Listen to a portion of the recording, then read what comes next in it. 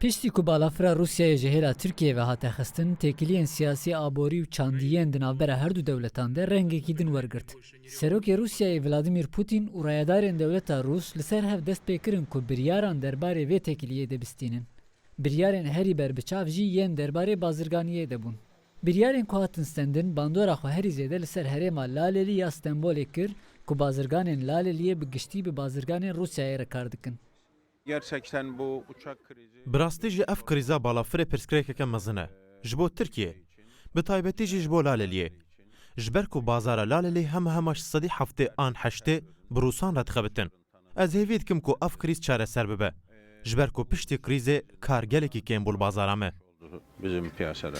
Orada ciddi bir baskıya uğradı. Dema em bi müşteriyên xwe re diaxivin dibêjin ku fişarek mezin heye.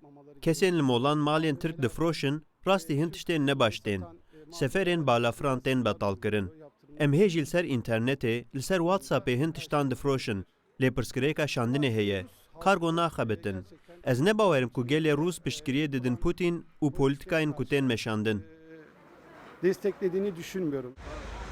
Li vê herêmê hejmareke zêde karsaz û karkerên Kurd jî hene. Ew jî bi heman awayî ji ber rewşa dawî bêzar bûne. Ne îro 5 sal, îro 20 sal bi navbera Rusya vedirabiye Aksaray. Ne baş bu, ev peyku ev tiyara hat ketin û peftir. Hin ne baştır bu, hin xerabtir bu. Karê mecbûrê şunda ji sedî pêncî da qetcer. Esnafên herêma Osman Beya ku bi ser Şişliyê ve girêdayî li gor esnafên Laleliyê bêhtir bihêvîne. Helbet bandora wî tiştî heye ku Osman Bey ne tenê ji bo bazirganên Rûs, her wiha ji bo yên Ereb û Efrîqî jî ciyekî cazib e. Rusların çoğu çekinir memleket. Beriya sersalê Rûs bi giranî diçin welatên xwe. Pîrozbahiyên wan ên Noelê çê dibin. Em li bendê ne ku piştî sersalê müşteriyên me werin. Wê vebe. Sektora Tirkiye cuda ye. Duwarê cil û bergan de baweriya wan gelekî bi me tê. Buradan teslim alırlar.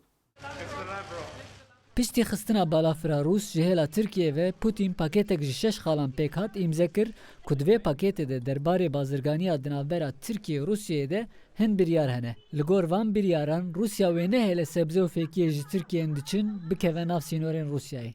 Her wiha fîrmayên karê ewlekariyê dikin wê bên qedexekirin.